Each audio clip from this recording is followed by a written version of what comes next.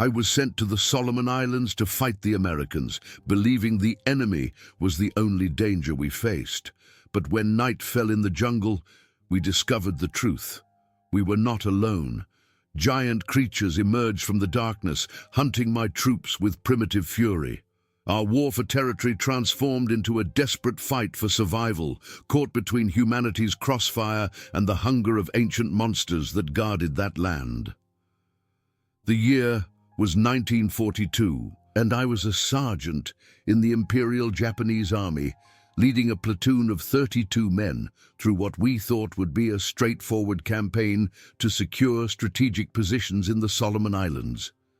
Command had briefed us extensively on American tactics, their equipment, their likely defensive positions along the coastlines. What they had not briefed us on were the legends the local islanders whispered about in hushed tones, stories of giants that walked upright like men, but possessed the strength to tear a soldier in half with their bare hands. Our transport ships had landed us on Guadalcanal under cover of pre-dawn darkness, and we immediately began our march inland toward the designated assembly point, where we would coordinate with other Japanese units advancing from the north. The jungle was unlike anything I had experienced during my training in Manchuria or even in the Philippines. Here, the canopy was so thick that even at midday, the forest floor remained shrouded in twilight. Massive trees, some with trunks wide enough to house an entire squad, rose like natural fortresses around us. The air hung heavy with moisture and the constant buzz of insects, while strange bird calls echoed from unseen perches high above. My men moved in standard formation, rifles at the ready, eyes scanning for any sign of American patrols. Private Tanaka, our youngest soldier at barely 18, kept glancing nervously at the deeper shadows between the trees. "Sergeant," he whispered during one of our brief rest stops, "the islanders at the landing zone, they kept making strange gestures when they looked at the jungle, almost like they were warning us about something." I dismissed his concerns with a sharp look. "Focus on the enemy we know is here. Tanaka, American Marines are dangerous enough without filling your head with native superstitions." But even as I spoke those words, I felt an unsettling presence in the jungle around us, as if unseen eyes were tracking our every movement through the dense undergrowth. Corporal Yamamoto, my most experienced non-commissioned officer, approached with our radio operator. "Sergeant, we've lost contact with 2nd Platoon. They were supposed to check in an hour ago from grid reference 847332. He handed me the map, pointing to a location roughly 2 kilometers northeast of our position. Lieutenant Hashimoto's orders were to maintain radio contact every 30 minutes. The silence from 2nd Platoon troubled me more than I wanted to admit. These were veteran soldiers, men who had fought through the conquest of the Dutch East Indies without losing a single radio check-in. I studied the map carefully, noting the terrain features between our position and theirs. The route took them through a valley marked with several small streams, perfect cover for an American ambush, but also terrain that shouldn't have prevented radio transmission entirely. "We'll alter our route to investigate," I decided, "but maintain combat spacing and keep weapons ready. If the Americans have eliminated 2nd Platoon, they may be waiting for us to come looking." As we moved through the jungle toward the last known position of Lieutenant Hashimoto's unit, the oppressive atmosphere seemed to intensify. The normal sounds of tropical wildlife gradually faded until we were moving through an almost supernatural silence. Even the ever-present insects had gone quiet, leaving only the soft padding of our boots on the jungle floor and the occasional crack of a branch disturbed by our passage. Private Sato, one of our scouts, suddenly raised his fist, the signal to halt. We all froze, weapons at the ready, as he pointed toward a clearing ahead. Through the gaps in the vegetation, I could see what appeared to be military equipment scattered across a small open area. My heart sank as I recognized the distinctive shape of Japanese field packs and the glint of scattered rifle bolts. "Yamamoto, take 3 men and circle left. "I'll take the rest and approach from the right," I whispered. "If this is an ambush." We hit them from both flanks. But as we moved closer to the clearing, what we discovered defied every tactical manual I had ever studied. The scattered equipment wasn't the result of a firefight with American forces. Rifle barrels were bent into impossible shapes, as if something with tremendous strength had twisted them like bamboo shoots. Field packs had been torn open not by shrapnel or bullets, but by what appeared to be massive claws. Most disturbing of all were the footprints pressed deep into the muddy ground, prints that looked almost human, but measured nearly 18 inches from heel to toe. Sergeant Corporal Yamamoto's voice was barely audible as he emerged from the opposite side of the clearing. "There are no bodies, no blood trails, no indication where 2nd Platoon went." He held up a torn piece of uniform fabric caught on a low branch. "But look at the height where I found this. Whatever took them was tall enough to drag a man at least 8 feet off the ground." The realization that we were facing something beyond our understanding hit me like a physical blow. These weren't American tactics or guerrilla warfare techniques. This was something else entirely, something that belonged more in the frightening stories my grandmother had told me as a child than in a modern military campaign. But the evidence was undeniable, scattered across the clearing like a monument to forces we had never been trained to combat. As the tropical sun began its rapid descent toward the horizon, painting the jungle canopy in shades of orange and red, I made the decision that would either save my remaining men or doom us all. We are not staying here tonight. Whatever happened to 2nd Platoon, it happened under cover of darkness. We moved to higher ground and established a defensive perimeter before full nightfall. The march to higher ground proved more treacherous than anticipated. What had appeared on our maps as a gentle slope revealed itself to be a series of steep ridges, separated by deep ravines filled with rotting vegetation and stagnant water. As we climbed, the jungle seemed to close in around us, branches reaching out like grasping fingers to catch our equipment and tear at our uniforms. The oppressive silence that had unnerved us in the clearing below followed us up the mountainside, broken only by the increasingly labored breathing of my men and the distant sound of something large moving through the canopy above. Private Nakamura, our machine gunner, was struggling with the weight of his Type 96 light machine gun and ammunition belts. Sweat poured down his face despite the cooling evening air, and his hands shook slightly as he adjusted his grip on the weapon. "Sergeant," he gasped during one of our brief rest stops, "I keep hearing footsteps behind us. Heavy ones, but every time I turn around, there's nothing there." I had heard them too, the unmistakable sound of something bipedal moving parallel to our route, always staying just beyond the range of vision, but close enough that we could occasionally catch the rustle of disturbed vegetation. Whatever was following us possessed an intelligence that troubled me deeply.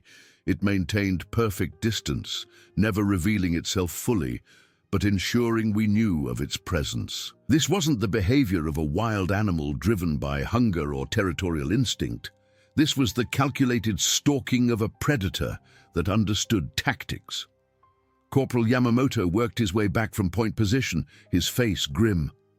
"Sergeant, I found something you need to see, about 50 meters ahead, near that large boulder formation." He paused, glancing nervously over his shoulder. "It's another equipment cache, but this one is different, much older." The cache he led me to contained the remnants of what appeared to be an earlier Japanese patrol, but the equipment was covered in rust and vegetation that suggested it had been there for months, not days. More disturbing were the scratches carved deep into the metal surfaces, parallel gouges that could only have been made by claws of tremendous size and sharpness. A field radio lay crushed as if stepped on by something weighing several tons, its metal casing flattened into an unrecognizable mass of twisted wire and broken components. "This explains the radio silence," I muttered, examining the destroyed communication equipment. "If these creatures have been attacking our forces for months, No wonder Command hasn't received accurate intelligence reports from forward units. Private Tanaka picked up a helmet that bore 4 parallel gashes across its steel surface. Sergeant, what kind of animal could do this? Even a bear's claws couldn't penetrate military-grade steel like this. Before I could formulate an answer, a sound echoed through the jungle that made every man in my platoon freeze with instinctive terror. It began as a low growl, deeper than any big cat I had ever heard, but gradually rose in pitch until it became something between a roar and a howl. The sound seemed to come from multiple directions simultaneously, as if several of these creatures were communicating across the mountainside. Most unsettling of all was the distinctly intelligent pattern to the vocalizations. They weren't random animal cries, but what sounded like a complex language of grunts, growls, and clicking sounds. "Defensive positions," I barked, my training finally overriding the paralyzing fear that had gripped me. "Yamamoto, get the machine gun set up behind that fallen log. Sato, you and Watanabe take the left flank. Everyone else, form a perimeter around the equipment cache." As my men scrambled to establish firing positions, the jungle around us erupted with movement. Branches snapped and entire trees swayed as something massive moved through the forest canopy with surprising agility. I caught glimpses of dark, hulking shapes swinging from branch to branch high above us, but they moved too quickly and stayed too well hidden in the shadows for me to get a clear view of what we were facing. The radio operator, Private Fujiwara, frantically worked the dials on our backup communication set. "Sergeant, I'm getting nothing but static on all frequencies. It's as if something is jamming our transmissions, but that's impossible out here." A thunderous crash echoed from our right flank as something enormous struck the ground less than 30 meters from our perimeter. Through the twilight gloom, I saw Sato and Watanabe raising their rifles toward a massive shape that seemed to blend seamlessly with the shadows between the trees. Before either man could fire, the shape melted back into the jungle with impossible speed for something of its apparent size. "Hold your fire," I commanded, realizing that muzzle flashes would only serve to illuminate our positions for whatever was stalking us. "Save your ammunition until you have a clear target." Corporal Yamamoto crawled over to my position, his face pale in the fading light. "Sergeant, I've been counting the sounds. There are at least 6 of them out there, possibly more. They're coordinating their movements, staying just out of rifle range while they study our defensive positions." The tactical implications were terrifying. These creatures, whatever they were, possessed not only incredible physical capabilities, but also strategic intelligence. They understood the effective range of our weapons and were using the terrain and darkness to their advantage, just as effectively as any human enemy might. We were facing adversaries that combined the raw power of apex predators with the cunning of experienced soldiers. As full darkness descended upon the jungle, the temperature dropped noticeably, and a thick mist began to rise from the valley below. The creatures' vocalizations grew more frequent and seemed to be drawing closer to our perimeter. I could hear them moving through the underbrush, no longer making any attempt at stealth. The sound was like nothing I had experienced in all my years of military service. The deliberate, heavy footfalls of something that walked upright, but possessed a mass far greater than any human being. Private Tanaka's voice cracked with barely controlled panic. "Sergeant, there's something moving directly in front of my position. It's standing just beyond the tree line. I can see its eyes reflecting what little moonlight is filtering through the canopy." I strained my eyes in the direction he indicated and felt my blood turn to ice. 2 large, luminous eyes stared back at us from a height that had to be at least 8 feet off the ground. The eyes didn't blink or waver. They simply observed us with an intelligence that was both alien and disturbingly familiar. As I watched, the creature took a single step forward, and I caught a glimpse of its massive silhouette outlined against the lesser darkness of the jungle behind it. The creature stood on 2 legs, like a man, but its proportions were all wrong. The torso was barrel-shaped, and covered in what appeared to be coarse, dark hair. Arms hung down to what would have been knee level on a human, ending in hands that seemed large enough to completely enclose a man's head. Most disturbing of all was the face. Elongated and ape-like, but with features that suggested a rudimentary intelligence far beyond that of any animal. "Nobody moves," I whispered urgently to my men.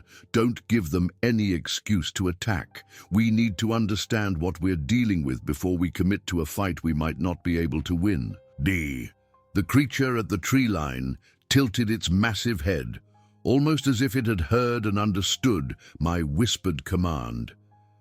For several minutes, predator and prey studied each other across the small clearing, both sides calculating advantages and vulnerabilities.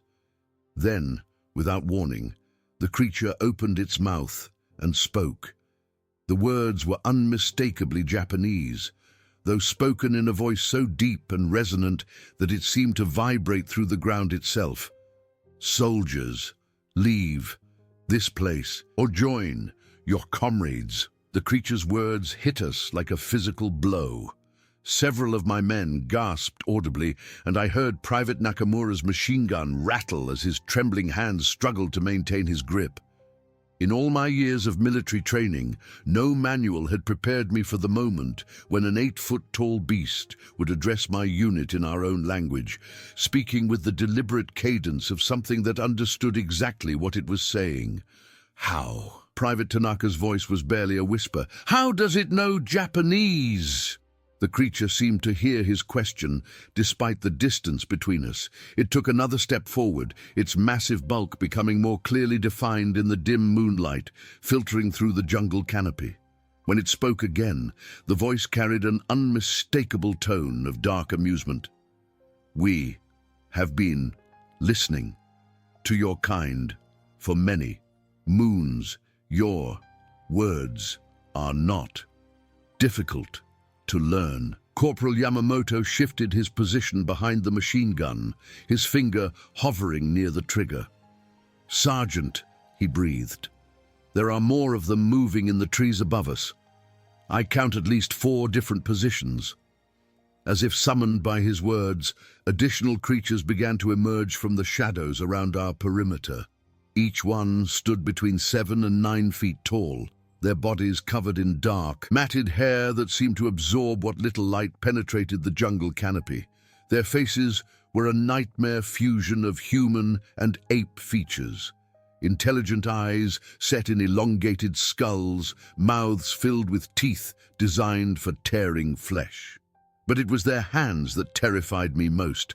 Long, powerful fingers ending in claws that looked capable of rending steel, just as we had seen with the destroyed equipment caches. The largest of the creatures, the one that had first spoken, raised one massive arm and gestured toward the jungle behind us. "Your comrades fought well, but they learned, as you will learn. This land belongs to us." "What did you do with 2nd Platoon?" I found myself asking, my voice steadier than I felt. If these creatures could communicate, perhaps they could be reasoned with. Perhaps Lieutenant Hashimoto and his men were still alive somewhere. The creature's lips pulled back in what might have been an attempt at a smile, revealing rows of yellowed fangs. They provided sustenance for our young, as will you, if you do not leave this place before the next sunrise. The horrific implication of its words struck me like a sledgehammer. These creatures weren't just territorial predators defending their domain. They were actively hunting human beings as a food source. 2nd Platoon hadn't been killed in battle. They had been harvested like livestock to feed whatever offspring these monsters were raising in the deeper parts of the jungle. "Sergeant," Private Fujiwara whispered urgently, "I'm picking up American radio transmissions on the emergency frequency. There's a Marine unit about 3 kilometers south of here, and they're reporting contact with unknown hostiles, large, aggressive creatures that they're describing as impossible to kill with standard ammunition." So the Americans were facing the same nightmare we were. The creatures that now surrounded our position weren't choosing sides in our human war. They saw all of us as invaders to be eliminated or consumed. Our carefully planned military campaign had stumbled into something far more ancient and dangerous than either Japanese or American forces were prepared to handle. One of the smaller creatures, positioned to our left, began making a series of grunting and clicking sounds. The others responded with similar vocalizations, creating what was unmistakably a conversation in their own primitive language. I didn't need to understand their words to recognize the tone. They were debating whether to attack immediately or continue their psychological warfare. The largest creature turned its attention back to us. You carry weapons that make loud noise and bright light, but your metal teeth cannot pierce our hide. As your comrades discovered, leave now, and we will hunt the pale soldiers who burn our trees with their fire weapons. They want us to abandon our mission, Corporal Yamamoto muttered. They're offering to help us fight the Americans if we withdraw from their territory. The tactical situation was unlike anything covered in military doctrine. We were being offered an alliance by creatures that had just admitted to consuming our fellow soldiers. The rational part of my mind recognized that these beings possessed intimate knowledge of the local terrain and capabilities that could prove decisive against American forces. But the human part of me recoiled at the thought of cooperating with monsters that fed on human flesh. Before I could formulate a response, the jungle around us exploded with sound. Automatic weapons fire erupted from multiple directions as muzzle flashes lit up the darkness like deadly fireworks. The Americans had found us, and they were attacking both our position and the creatures surrounding us with everything they had. "Contact left! Contact right!" I shouted over the deafening roar of gunfire. "Return fire! Yamamoto, get that machine gun operational!" The creatures reacted to the American assault with inhuman speed and fury. The largest one let out a roar that seemed to shake the very trees as it charged toward the nearest muzzle flash. I watched in horrified fascination as rifle bullets struck its massive torso without apparent effect, the rounds seeming to bounce off its hide like pebbles thrown against armor plate. Private Sato screamed as something enormous crashed through the undergrowth behind him. I spun around to see one of the creatures bearing down on his position, its clawed hands reaching for him with predatory intent. Without thinking, I emptied an entire magazine from my rifle into the creature's chest at point-blank range. The bullet struck home with wet, meaty sounds, but the creature barely slowed its advance. "The heads!" Corporal Yamamoto yelled as he swung the machine gun toward the approaching monster. "Aim for their heads!" His sustained burst caught the creature full in the face, and this time the effect was immediate and devastating. The monster's skull exploded in a spray of dark blood and bone fragments, and its massive body toppled backward into the jungle floor with a crash that seemed to shake the entire mountainside. The sight of one of their own falling seemed to drive the remaining creatures into a berserker frenzy. They abandoned all pretense of tactical coordination and charged our positions with the mindless fury of enraged beasts. At the same time, American Marines were advancing through the jungle from 3 different directions, their rifle fire adding to the chaos as they engaged both the creatures and our defensive positions. I found myself fighting a 3-way battle in complete darkness, with muzzle flashes providing the only illumination to distinguish friend from foe from monster. The sound was overwhelming: rifle fire, machine gun bursts, the roars of wounded creatures, and the screams of men being torn apart by claws designed for killing. The air filled with the acrid smell of gunpowder mixed with the copper scent of blood, and something else, something musky and alien that could only have come from the creatures themselves. A massive shape loomed out of the darkness directly in front of me. I raised my rifle and fired, but my magazine was empty. The creature's eyes glowed with malevolent intelligence as it reached for me with hands large enough to crush my skull like an eggshell. This was the moment of truth. Would I die fighting for territory that belonged to neither Japanese nor American forces, but to monsters that had ruled this jungle since before either of our nations existed? The creature's massive hand was inches from my face when instinct and desperation took over. I drove my bayonet upward with every ounce of strength I possessed, feeling the blade penetrate deep into the soft tissue beneath the monster's jaw. Dark blood sprayed across my uniform as the creature let out a gurgling roar and staggered backward, clawing at the steel protruding from its throat. "Sergeant!" Private Tanaka appeared beside me, firing his rifle repeatedly into the wounded creature's head until it finally collapsed. "Are you injured?" "I'm fine," I gasped, pulling my bayonet free and reloading my rifle with shaking hands. "Form up on me. We need to break contact with both hostiles and find defensible terrain." Around us, the three-way battle had devolved into pure chaos. American Marines were shouting orders in English as they maneuvered through the jungle. Their tactics clearly adapted to fighting the creatures rather than conventional Japanese forces. I could see them using flamethrowers to illuminate their targets. The orange flames casting dancing shadows that made the entire battlefield look like a vision from hell itself. One Marine unit had established an overwatch position on a rocky outcrop about 100 meters from our location. Their machine gunner was methodically targeting the creatures with disciplined bursts aimed at headshots, while riflemen provided covering fire for advancing squads. These weren't inexperienced troops stumbling into an unknown threat. They had clearly been fighting these monsters for some time and had developed effective tactics. "Yamamoto!" I called to my corporal, who was helping Private Nakamura relocate the machine gun to a better firing position. "Can you see a way out of this crossfire?"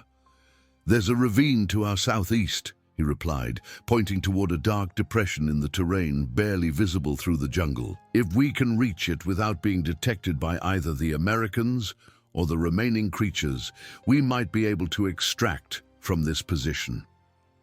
A bone-chilling howl echoed from the direction of the ravine he had indicated, followed by answering calls from at least 3 different locations around the battlefield.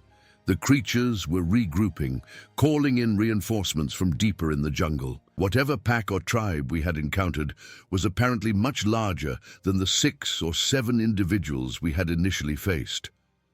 Change of plan, I decided quickly. We are not running from this fight. If we retreat now, these things will hunt us down one by one during our withdrawal. We make our stand here and take as many of them with us as possible. Private Fujiwara crawled over with our radio, his face illuminated by the green glow of the frequency display. "Sergeant, I'm receiving a transmission on the American Emergency Channel. They're requesting immediate close air support and calling for evacuation of wounded. Should I attempt to contact them?" The question struck at the heart of everything I had been trained to believe about military honor and duty.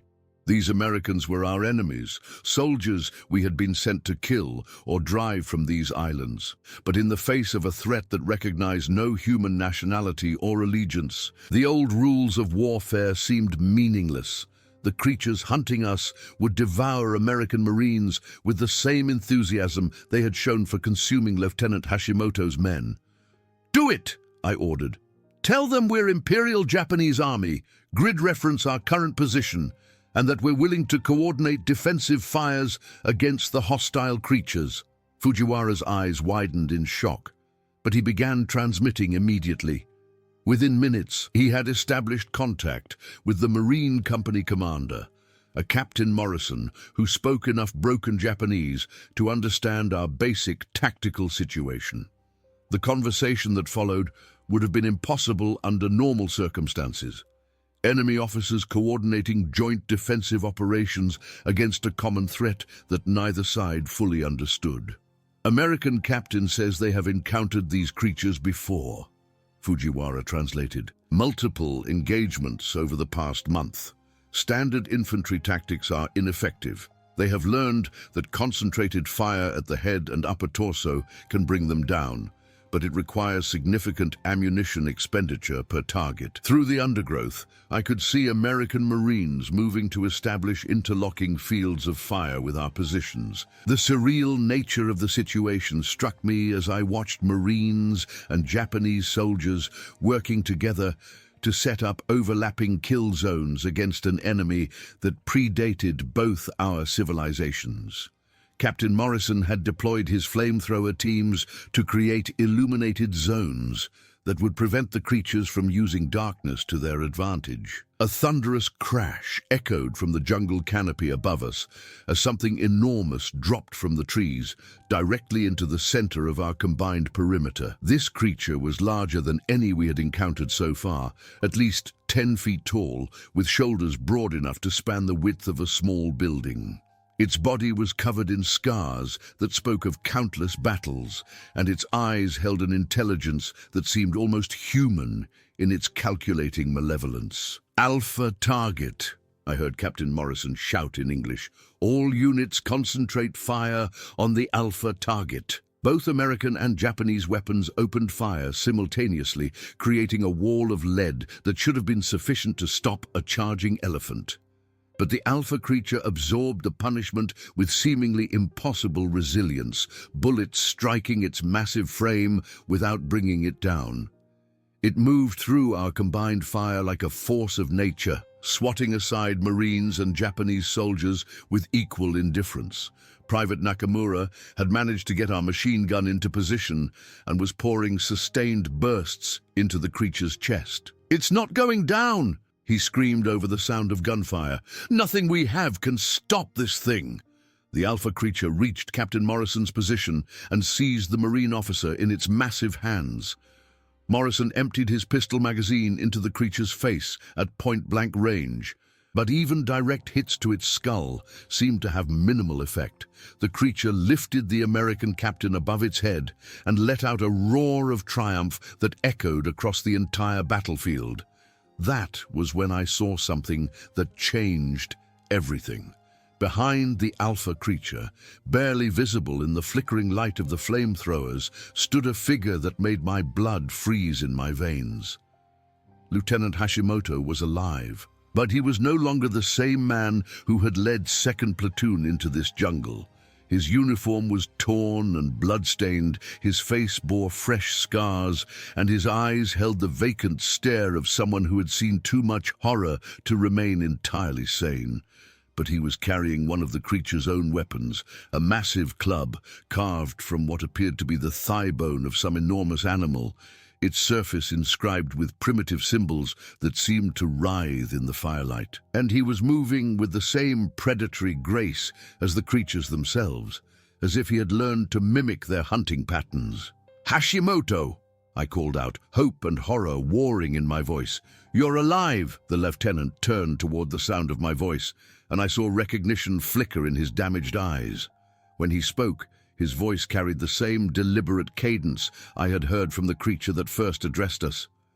"Sergeant Ishida, I have learned much from our new allies." Lieutenant Hashimoto's transformed appearance sent shockwaves through both American and Japanese positions. The sight of one of our own officers moving with the same predatory grace as the creatures, speaking in their halting cadence, shattered whatever remained of our conventional military understanding. Captain Morrison momentarily ceased struggling in the Alpha creature's grasp, his attention fixed on this impossible development. "What happened to your men, Hashimoto?" I demanded, my rifle trained on my former comrade, despite the futility of the gesture.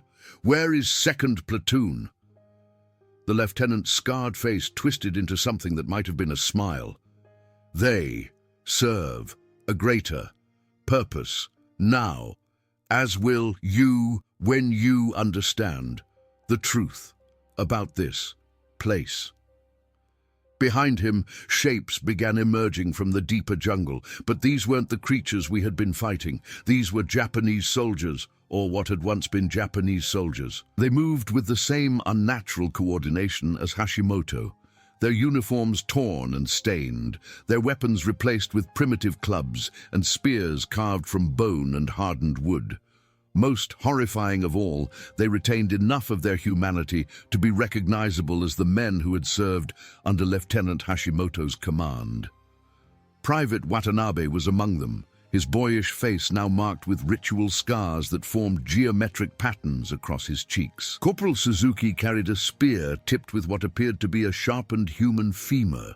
They had been transformed into something between human and beast, retaining their military discipline while adopting the predatory nature of their captors.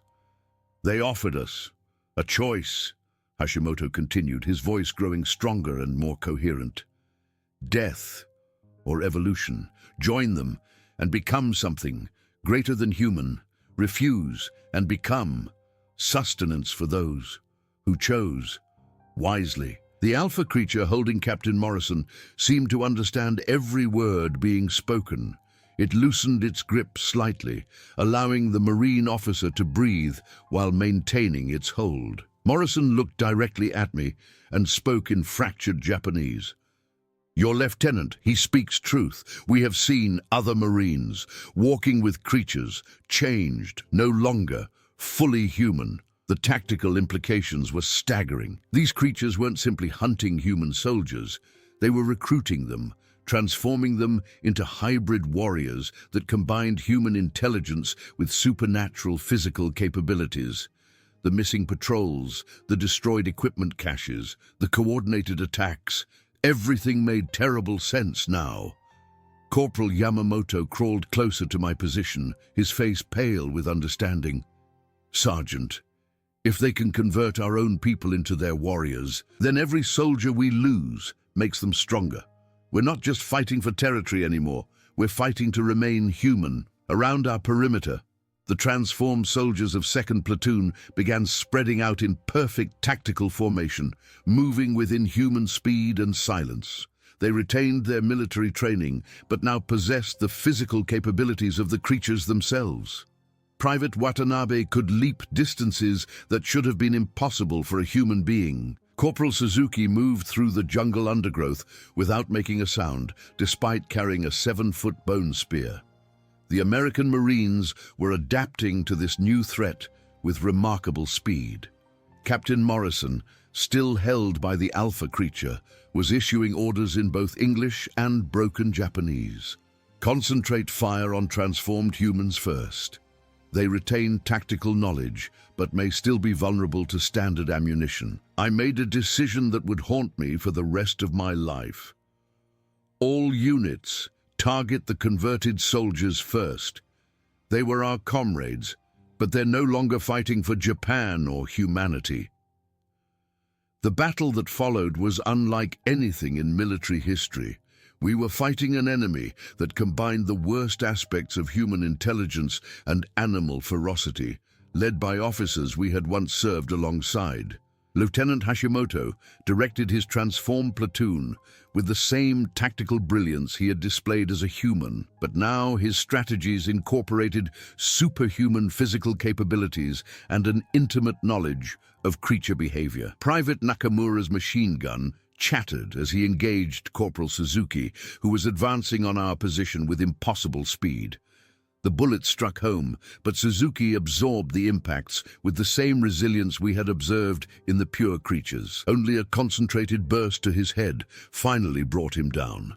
And even then, he continued moving for several seconds after what should have been instantly fatal wounds. The transformed soldiers proved more dangerous than the original creatures in many ways. They understood human tactics and could anticipate our defensive strategies, but they also possessed enhanced strength, speed, and durability that made them nearly invulnerable to conventional weapons. Worse still, they seemed to retain enough of their original personalities to taunt us with personal knowledge from their previous lives.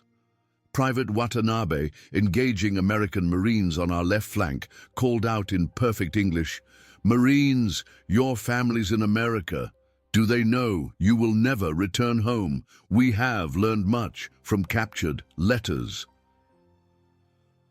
The psychological warfare was as devastating as the physical assault. These creatures and their human converts were using our own emotions and memories against us, demonstrating an understanding of human psychology that went far beyond simple animal cunning. Lieutenant Hashimoto approached my position with confident strides, his bone club held casually at his side. "Sergeant Ishida, you trained me in small unit tactics at the academy. Now I will demonstrate how those lessons apply to hunting former comrades." "You're not Hashimoto anymore," I replied, steadying my rifle despite knowing how ineffective it would be. "Whatever they did to you, whatever they offered you, it wasn't worth betraying your own species." His laugh was completely human, which somehow made it more terrifying than any creature roar.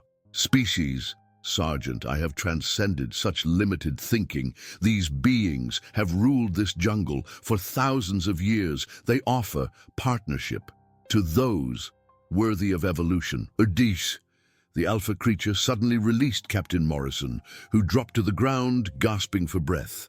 The massive beast turned its attention to the wider battle, observing the engagement between its forces and our combined human defenders, with the calculating gaze of a field commander evaluating tactical developments. What I witnessed next changed my understanding of everything we were facing. The alpha creature began making a series of complex vocalizations, not the simple growls and roars we had heard before, but what was clearly sophisticated communication. Lieutenant Hashimoto responded in the same guttural language, while simultaneously issuing orders in Japanese to his transformed soldiers. These beings weren't primitive monsters defending their territory. They were an organized civilization with their own military hierarchy, strategic planning capabilities, and long-term objectives that included the systematic conversion or elimination of human forces in the region. Our war for control of the Solomon Islands had stumbled into a conflict with entities that viewed both Japanese and American forces as equally inferior species to be harvested or recruited. The realization hit me like a physical blow. We weren't fighting for territory anymore. We were fighting for the continued existence of humanity itself in this corner of the world. The alpha creature's strategic communication with Lieutenant Hashimoto revealed the true scope of what we faced. This wasn't a random encounter with territorial predators. It was first contact with an organized civilization that had been observing and studying human military capabilities for months, possibly years. They had been deliberately targeting our patrols, not just for sustenance, but to build an army of hybrid warriors who could bridge the gap between their ancient knowledge and modern human tactics. Captain Morrison struggled to his feet, his uniform torn, but his resolve intact. "Sergeant Ishida," he said in carefully pronounced Japanese, "my radio man has been monitoring multiple frequencies. These creatures have coordinated attacks happening simultaneously across at least 6 different islands in the chain. This is a campaign, not isolated incidents." The implications were staggering. While Japanese and American forces had been focused on fighting each other for control of strategic positions, an entirely different power had been systematically eliminating or converting military units from both sides. The missing patrols, the communication blackouts, the unexplained equipment failures, all of it had been part of a coordinated effort to weaken human presence in the region. Lieutenant Hashimoto raised his bone club and pointed it directly at me. "The choice is before you, Sergeant. Join us willingly and retain your consciousness during the transformation. Resist and become food for our young as your rigid thinking deserves." I looked around at my remaining men, Corporal Yamamoto, Private Tanaka, Private Nakamura, and our radio operator Fujiwara. Their faces showed the same mixture of terror and determination that I felt in my own heart. We had come to these islands as soldiers fighting for our emperor and our nation. We would not leave them as monsters serving alien masters. "We remain human," I declared, raising my rifle. "We remain Japanese, and we will find a way to stop this abomination before it spreads beyond these islands." The alpha creature let out what might have been a laugh, a sound like boulders grinding together in an avalanche. It spoke directly to me in its deep, resonant voice. "Foolish soldier, you understand nothing of what you face. We have survived ice ages, volcanic eruptions, the rise and fall of empires. Your species is barely an infant, crying in our ancient domain." "Maybe so," Captain Morrison interjected, checking his rifle magazine. "But this infant has learned to fight back." What happened next transformed our desperate last stand into something resembling hope. From the jungle behind the creature positions came the unmistakable sound of heavy machinery. American Sherman tanks crashing through the undergrowth, their treads grinding over fallen logs and crushing smaller trees. The lead tank's searchlight blazed to life, illuminating the entire battlefield in harsh white light that revealed the full extent of the creature forces arrayed against us. There were dozens of them, pure creatures, transformed humans, and something else entirely. Mixed among the familiar forms were beings that looked like a fusion of human and creature characteristics, as if the transformation process created different results depending on the individual being changed. Some retained more human features while gaining creature strength and durability. Others had become almost entirely bestial while maintaining human intelligence and speech patterns. The tank's main gun roared, sending a high explosive shell directly into a group of creatures attempting to flank our position. The blast was devastating. Creatures that had shrugged off rifle fire were torn apart by the concussive force and shrapnel. For the first time since this nightmare began, we had found a weapon that could effectively engage these enemies. Lieutenant Hashimoto's expression changed from confident superiority to something approaching concern. He barked orders in the creature language, and his transformed soldiers began retreating toward deeper jungle cover where the tanks couldn't follow. The alpha creature let out a roar of frustration and anger that seemed to shake the very ground beneath our feet. "Fall back to the armor," Captain Morrison ordered his Marines. "Sergeant Ishida, your men are welcome to join the withdrawal. We can sort out the politics of this war after we deal with the immediate threat to our species." I didn't hesitate. "Yamamoto, get the men moving toward the American position. We're fighting alongside the Marines until this threat is neutralized." As we began our fighting withdrawal toward the tank positions, I caught sight of something that gave me the first real hope I had felt since this ordeal began. Private Watanabe, despite his transformation, was clutching his head and stumbling as if fighting against some internal conflict. The humanity hadn't been completely erased from the converted soldiers. It had been suppressed, buried beneath whatever process the creatures used to create their hybrid warriors. "Watanabe!" I called out as we moved past his position. "You're still in there! Fight whatever they did to you!" For a moment his eyes cleared and focused on my face with recognition and desperate longing. "Sergeant, help me!" he gasped, his voice breaking through the artificial cadence that marked the transformed soldiers. "Still, trapped, inside, can't control." But before I could respond, Lieutenant Hashimoto appeared beside him and struck Watanabe across the head with his bone club. The brief moment of humanity flickered out, replaced once again by the predatory focus of a creature warrior. The knowledge that our converted comrades might still be saved, imprisoned within their own transformed bodies, added another layer of horror to an already impossible situation.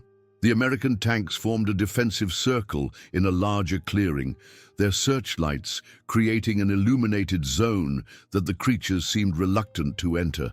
Marine infantry established firing positions between the armored vehicles, while combat engineers worked frantically to set up additional lighting and communication equipment. Within minutes, they had created a fortress of light and steel in the heart of creature territory.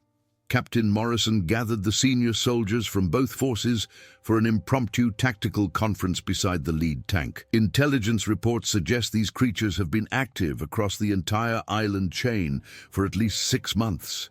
They've been studying our tactics, learning our languages, and systematically converting or eliminating our most experienced personnel, which means, I added grimly, every day we delay gives them more time to perfect their strategies and add to their hybrid forces. If this transformation process spreads to the main population centers.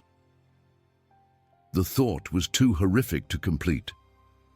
These creatures weren't just fighting a military campaign. They were conducting a systematic replacement of human civilization with something entirely alien. Every soldier they converted became a weapon turned against his own species. Every piece of military intelligence they gathered made them more effective at hunting the remaining human forces. But as dawn began to break over the jungle canopy, painting the sky in shades of orange and gold, I realized that our desperate alliance had achieved something neither Japanese nor American forces could have accomplished alone. We had proven that these creatures, despite their incredible physical advantages and hybrid armies, could be fought effectively with proper tactics and sufficient firepower. The war for the Solomon Islands had become something far greater than a struggle between human nations. It had become a battle for the future of humanity itself, and for the first time since Lieutenant Hashimoto had emerged from the jungle speaking in the voice of our enemies, I believed we might actually have a chance to win. The alpha creature and its forces had withdrawn to the deeper jungle, but I knew they would return. They had learned as much about us as we had learned about them during this engagement. The next battle would determine whether human civilization would survive in the Pacific or whether these ancient predators would complete their transformation of our species into something that served their own incomprehensible purposes. As I watched the sun rise over a battlefield littered with the bodies of creatures, transformed humans, and fallen soldiers from 3 different sides, I made a promise to myself and to the memory of every man we had lost. We would find a way to reverse the transformation process. We would rescue our converted comrades, and we would ensure that this nightmare never spread beyond these islands to threaten the innocent populations of Japan, America, or anywhere else in the world. The real war was just beginning.